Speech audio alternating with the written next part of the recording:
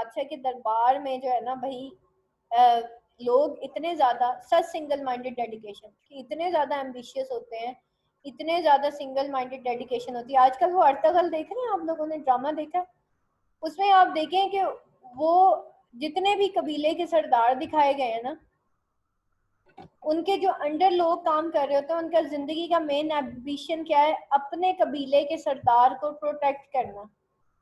तो वो अपने सरदार के पीछे इतना मरते हैं कि वो दूसरे के सरदार को और उस कबीले के लोगों को बर्दाश्त नहीं करते। ऐसे लोगों को कहते हैं कि ये single minded dedication to duty है, और वो ब्लाइंड फोल्डेड होते हैं। ठीक है, उनको सही गलत नहीं नजर आता, उनको बस ये नजर आता है कि हमने अपने सरदार को, अपने बादशाह को प्रोटेक्ट करना है, एंड दैट्स ऑल। ठीक है, और उसी की खातिर वो लड़ने मरने को तैयार हो जाते हैं। तो ये ऐसे ब्लाइंड फोल्डेड, ये सिंगल माइंडेड डेडिकेशन है इनकी टू ड्यूटी, जो कि एकिन है, बराबर है किसके, ब्लाइंड फोल्डेड डव के, a small robber soaring higher and higher into sky without bothering to worry about the distance and its limited energy. उस डव की तरह से है जो कि ऊंची उड़ान तो उड़ती है, लेकिन into the sky without bothering to worry, उसको नहीं एहसास कि रास्ता कितना लंबा है और उसकी एनर्जी कितनी लिमिटेड है। At one stage it gets to exhausted to fly, एक स्टेज ऐसी आती है कि वो इतनी ज़्यादा एग्जॉस्ट हो जाती है, and comes crashing on the ground, और वो ज़मीन पे गिर जाती है। N ambitious guard can make similar sacrifice, एक एम्बिशियस गार्ड जो होता है ना, वो सेम सिमिलर सेक्रीफाइस इसी तरह करता है। ठीक है, तो अब हमने 3 बेसिस के ऊपर एम्बिशंस को देखा। Number 1, ambitious people as an employ. Ambitious people जो है वो हमने जो है एज कमांडर देखा, जंग में लड़ने के लिए। एम्बिशियस पीपल जो as the safeguard of the king. ठीक है, एक महल के अंदर जो एम्बिशियस पीपल, उनकी क्या रिक्वायरमेंट्स होती हैं। Sejanus was a gallant and ambitious warrior who were officiating as the emperor in the Rome. Sejanus discharged royal duties in the absence of the real person, Tiberius, who lived in distant island.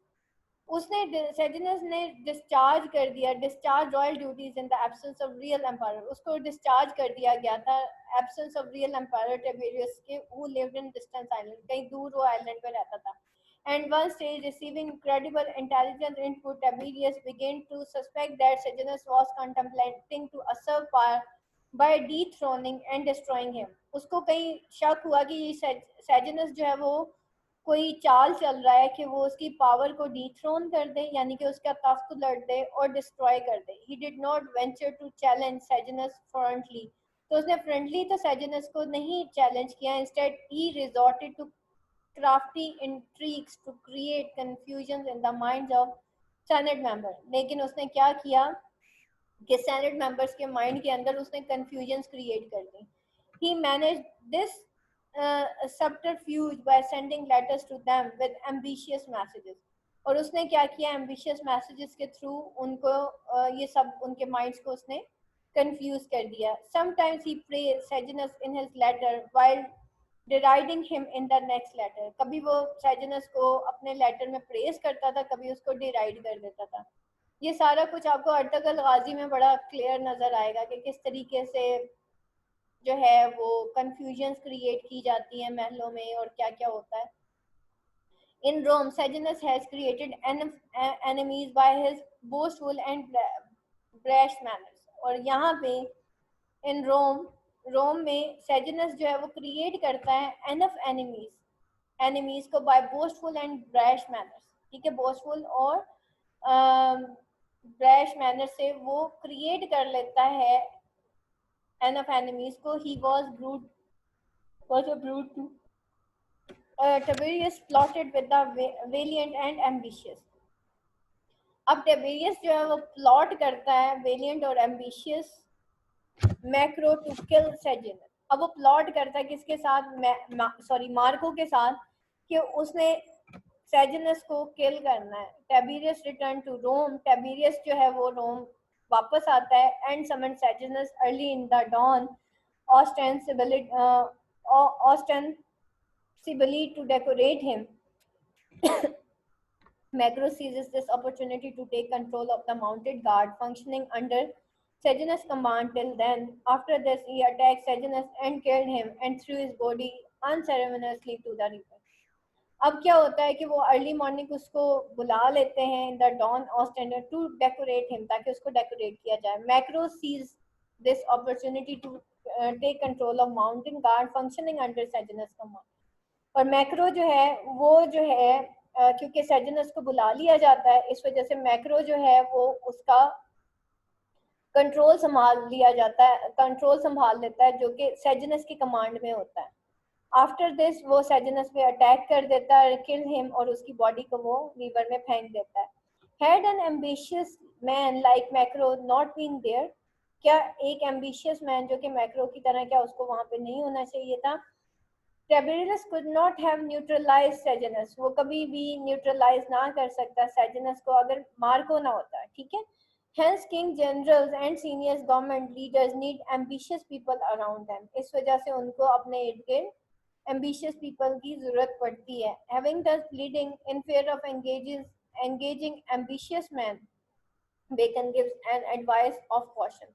और वो कहता है इस तरह के ambitious man को engage करने के लिए वो एक एडवाइस ऑफ कॉशन यानी खबरदार रहने की एडवाइस करता है. He suggests that such people in the payroll must be kept under a leash, either covertly or overtly. If this is not done, the danger of these men turning against their benefactor and employers is a real possibility. अगर ऐसा ना हो, यानी कि इस तरह के ambitious men अगर अगेंस्ट हो जाएं बादशाह के या एम्प्लॉय के, तो वो उनके लिए बहुत ज़्यादा नुकसान का बायस हो सकता है. If these ambitious men offering security to the heads of state or king are from lower section of the society, they pose lesser danger than those who are from the aristocratic class. और अगर तो ये ambitious man जो हैं वो offer करते हैं security to the head of state और किंग, अगर ये लोअर सेक्शन ऑफ सोसाइटी से हो तो वो लेस डेंजर जो है वो पोज करते हैं उनके मुकाबले में जो कि अरिस्टोक्रेटिक क्लास से होते हैं. If the security personnel are ill mannered and boorish, अगर सिक्योरिटी पर्सन जो होते हैं वो इल मैनर्ड और बोरिश होते हैं, they pose less danger to their employers than those who are suave and popular. ठीक है, अगर वो इल मैनर्ड हैं, बोरिश हैं, तो बेटा वो जो है लेस डेंजर अपने एम्प्लॉयर्स के लिए क्रिएट करते हैं. बहुत ज़्यादा एक्टिव लोग जो होते हैं ना, बाज़ औक़ात वो बहुत ज़्यादा प्रॉब्लम्स क्रिएट कर देते हैं किसी भी कंपनी के अंदर. ठीक है, क्योंकि उनकी अपनी एक सोच होती है, they want to live with their own thoughts. तो इस वजह से फिर इस तरह के लोगों के साथ गुजारा जो है अंडर अ कंपनी मुश्किल हो जाता है. Similarly, newer recruits are less dangerous than those blotted one who have around for a long time. इसी तरह से जो न्यू रिक्रूट्स होते हैं वो कम मतलब कम डेंजरस होते हैं बजाय इसके कि जो मतलब काफी अरसे से हमारे साथ रह रहे होते हैं. Since they are private to the affairs of the palace and the court. क्यों? क्योंकि वो राजदार होते हैं उस पैलेस और कोर्ट के. They might feel tempted to misuse, उनको टेम्प्ट भी किया जा सकता है कि ताकि उनको उनका मिसयूज किया जाए उनके नॉलेज का टू हार्म देयर मास्टर्स. तो ऐसे लोग जो पुराने होते हैं उनके पास सारे राज होते हैं उस कोर्ट के, उस बादशाह के, उस पैलेस के, उस महल के. तो ऐसे लोग जो हैं उनको टेम्प्ट किया जा सकता है ताकि वो तमाम नॉलेज जो है वो बता दें. In all ages, kings, heads of states, and men of importance have preferred to employ their known and trusted people to form the security around them and to give them counsel during crisis. Someday, this is an unsound and unprudent policy that smacks of nepotism. As per Bacon, this is a wise policy as it helps to keep unduly pretentious and scheming people reasonably satisfied with the call out they enjoy because of their proximity to empire. Some disgruntled, ambitious people can upstage their superiors and employers whom they are duty bound to serve. So keeping them in good humor is prudent policy. In course of his duty, the favored person chosen by king to the duty may either endear himself or antagonize his master because of his proximity to him. This may not be detrimental to the interest of the state or the king employer, because the man will not possibly harm his master. On the other hand, an unknown ambitious person, despite his quality and talent, does not fit well to responsibility. इसी तरीके से अगर जो है एक unambitious unknown ambitious man है, वो despite his quality and talent वो फिट नहीं होगा अपनी रिस्पॉन्सिबिलिटी के लिए. ही मे हैव हिडन हॉस्टिलिटी, हो सकता है उसके अंदर जो है दुश्मनी छुपी हुई हो, which might tempt him to rebel against his master, जो कि उसके मास्टर के अगेंस्ट जो है वो उसको वो रिबेल करते हैं. If all such ambitious persons are employed, it is essential to preempt any overzealous tendency in him by employing another person of equalative talent in a parallel position.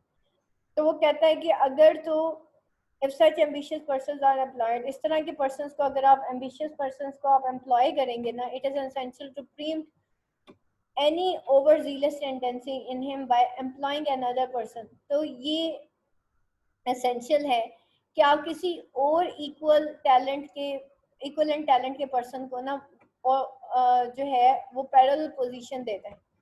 Bacon says, if this is not enough, what if the two-person collude to plot against the king? They may also fall out with each other, creating disharmony and undesirable hostility around the master. और bacon ये कहता है कि ये काफ़ी नहीं है. अगर ये दो पर्सन जो हैं वो एक प्लॉट क्लूड करते हैं अगेंस्ट द किंग के खिलाफ, तो वो क्या करेंगे, they may fall out with each other, creating disharmony and undesirable hostility around the master. तो वो जो है फॉल आउट कर जाएंगे विद ईच अदर, क्रिएटिंग वो डिसहार्मनी क्रिएट करेंगे और अनडिजायरेबल हॉस्टिलिटी क्रिएट करेंगे around the master. To prevent such a situation from happening, a few councillors or high-level official or minister may be appointed to bring stability and coherence to the setup.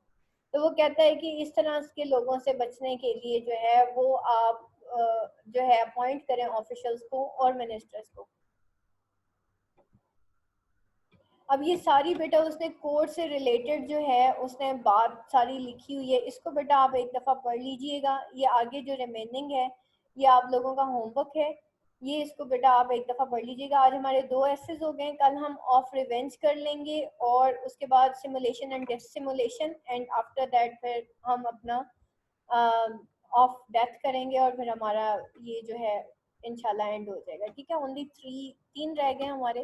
कल हम आखिरी 3 भी कर लेंगे. और Saturday को बेटा आपके सारे जो सैटरडे को तो नहीं, संडे को चलें, सैटरडे आपको ऑफ दे देते हैं. संडे को बेटा आपके सारे जो एसेस हैं इनका टेस्ट होगा. So be ready for test on Saturday. यहाँ तक बेटा अगर किसी का कोई क्वेश्चन है? जी जनाब, आज 2 करने हैं. एक तो आपका फ्रेंडशिप हो गया और दूसरा आप लोगों का ये एम्बिशन हो गया. ठीक है, इन दोनों को आप करेंगे. इस पूरी असाइनमेंट के अंदर इतना कोर्ट के बारे में जो डिटेल दिया हुआ है वो आपको लिखने की जरूरत नहीं है. उस सारे को ओमिट कर दें. ठीक है, वो सारा आप निकाल दें. ये जो इतना लंबा यहाँ पे कोर्ट के बारे में लिखा हुआ था कि कोर्ट में ऐसे होना चाहिए या यूं होना चाहिए, आप सिर्फ इतना लिखें कि वो जो 3rd हमारा पैराग्राफ था ना, सिर्फ उतना काफ़ी है कि जी वो जो तीसरे नंबर वाले होते हैं, और उसके बाद आप उसको समराइज करके एंड में कंक्लूड कर दीजिएगा. इतना लंबा नहीं लिखिएगा. ठीक है, इतना लंबा रिकॉर्ड भी नहीं होता. ये देखें ना एंड पे जाके इन कंक्लूजन, यहाँ पे देखें, an ambitious man who limits his aspirants to above 3 goals is right man to be engaged. यहाँ पे देखिए उसने 3 गोल्स के बारे में बताया. ठीक है, वो पीछे से सारा कुछ खत्म कर दें यहाँ तक जहाँ तक मैंने आपको नहीं पढ़ाया. ये जहाँ तक ये कोर्ट की बात आ रही है ना, इसको सारे को निकाल दें क्योंकि कोर्ट का एक पैराग्राफ काफ़ी है. ठीक है, इतना लंबा आपने कोर्ट के बारे में नहीं लिखना. 1000 वर्ड्स की होनी चाहिए. और उसके बाद जो है आप उसको एंड करेंगे यहाँ पे कि Bacon proceed to argue that ambitious purse is not bad. For example, a budding author wanting to write well to outshine his contemporaries is good thing. ठीक है, इसको बेटा आप सारा पढ़ लीजिएगा और फिर आप यहाँ पे जो है एंड पे जाके राइटर के बारे में, फिर उसके बाद जो है वो ambitious people excel in their area through single minded effort. देखिए, अगर हमारी एफर्ट फोकस्ड होगी ना तो बेटा हम आगे जा सकते हैं. जब हमारी एफर्ट जो है सिंगल माइंडेड नहीं होती, अब आप देखिए ना हम क्या कर रहे होते हैं, सेम टाइम पे ही बीएड करना है, सेम टाइम पे ही हमने टैफल करना है और सेम टाइम पे ही हमें इंग्लिश करना है. उससे क्या होता है कि हम सिंगल माइंडेड नहीं होते. क्योंकि हम सिंगल माइंडेड नहीं होते, हमारी एफर्ट सिंगल माइंडेड नहीं होते, अल्टीमेटली पता ये चलता है वो बीए एमए सारा कुछ करने में भी वही 5 साल लग गए, जो अगर मैं एक एक करके करती तो उसके रिजल्ट ज्यादा अच्छे आते। तो जब हमारी जो एम्बिशियस मैन जो होते हैं ना, वो हमेशा एक्सेल करते हैं सिंगल माइंडेड होके। But if it is fraud to have ambitious people in key administrative position, the ruler depends on these functionaries to run the day to day administration. Ambitious people may play havoc when they realize the ruler leans on them to run the administration. Ambitious people जो है वो havoc भी पैदा कर सकते हैं, यानी कि बहुत ज़्यादा हैवक क्रिएट कर देना, डेंजर क्रिएट कर देना। तो वो के लीन के वो जो है, अगर उनको एम्बिशियस पीपल को ये पता चल जाए कि ये जो एडमिनिस्ट्रेशन है ये हमें जो है यूज कर रही है, तो वो फिर हैवक भी क्रिएट कर सकते हैं। फिर वो कहता है however if a person want to tower over others and sway ordinary people to his control, इसी तरीके से कुछ ऐसे लोग होते हैं जो वो कहते हैं ना दूसरे की वो जो है दूसरे को सीढ़ी बना के ऊपर जाने की कोशिश करते हैं, and sway ordinary people to his control, और वो कोशिश करते हैं कि ये जो आम लोग हैं वो उसके कंट्रोल में आ जाए और उनको यूज करके वो ऊपर जाने की कोशिश करता है। We can conclude that his rise is ominous for the state, तो ऐसे लोगों का जो rise होता है वो ominous होता है for the state. If not nipped in the bud early, he will destroy his own state and his generation. तो इसी तरीके से if not nipped in the bud early, देखिए बेटा ये जो सक्सेस होती है ना, इसका कोई शॉर्टकट नहीं होता, हर किसी के डिफरेंट एम्बिशंस होते हैं, ठीक है। लेकिन जो खुद वो अलामा इकबाल ने यही कहा था ना, खुद ही को कर बुलंद इतना कि हर तकदीर से पहले आगे वो जाता है जो खुद ही, जिसकी खुद ही बहुत ऊंची होती है, ठीक है। वो औरों के बलबूते पे आगे जाने की कोशिश नहीं करता, बल्कि उसको अपनी जो स्ट्रेंथ होती है उसके पार पे उसको अपना नाज होता है कि नहीं मैं कर लूंगा, तो वो तो बेटा आगे जाते हैं। लेकिन ऐसे लोग जो कि औरों को ढाल बनाते हैं आगे जाने के लिए, तो वो बेटा बहुत मुश्किल हो जाता है। उनकी सक्सेस स्टोरी बहुत छोटी सी होती है, जल्दी शुरू होती है जल्दी खत्म भी हो जाती है। लेकिन बेटा जिनकी सक्सेस ग्रेजुअली ऊपर जा रही होती है ना, उनकी स्ट्रेस उनकी अल्टीमेट सक्सेस होती है, उनकी सक्सेस स्टोरी बहुत फिर आगे तक जाती है, ठीक है। Honour as understood generally brings the following benefits to an, ये इंसान का ऑनर डिग्निटी उसकी खुदी उसकी खुददारी reaching and to benefits to an individual, ये जो ऑनर होता है ना हमारा बेटा, ये एक्चुअली हमें बेनिफिट करता है एक इंडिविजुअल को। Reaching and exalted position in society, हम एक exalted position in society reach कर जाते हैं just due to our honour, just due to our dignity, the access to the king and the upper echelons of power and affluence, prosperity and well-being. Prosperity खुशहाली को कहते हैं, तो वो affluence, prosperity और well-being का बायस बनता है। An ambitious man who limits his aspirants to above 3 goals is the right man to be engaged, encouraged and rewarded. एक ambitious man जो limit करता है अपने ही aspirants को इन 3 goals के ऊपर, वो कहते हैं ना जो लड़ चुका वो लड़ना सिखाता है। तो एक ऐसा एम्बिशियस मैन जो अपने एस्पिरेंट्स को अपने फॉलोअर्स को इन 3 चीजों के ऊपर कन्फाइन कर लेता है, तो वो राइट मैन है to be engage, to encourage and to rewarded. तो वो एम्बिशियस मैन है जो कि अपने फॉलोअर्स को इन 3 चीजों के ऊपर लेके आता है। एक्चुअली वो असल इंसान होता है जो कि टू बी एंगेज होता है, टू बी एनकरेज होता है और टू बी रिवॉर्डेड होता है। The prince who correctly reads these attributes is an aspiring person. और ऐसा प्रिंस जो करेक्टली रीड करता है इन एट्रीब्यूट्स को, वो एक एस्पायरिंग पर्सन होता है। And decide to take him on board is the wise ruler worthy of appreciation. In conclusion, Bacon does the grab of modern HR manager for the princes. HR human resources and management sciences को भी कहते हैं, ठीक है। Human resources manager for the princess, आपको पता ना human resources and management sciences के अंदर कई रूल्स एंड रेगुलेशंस बताए जाते हैं। उसमें एक रूल एंड रेगुलेशन ये है कि आपके जो अंडर काम करता है ना बंदा, आप उसको फैसिलिटेट करें।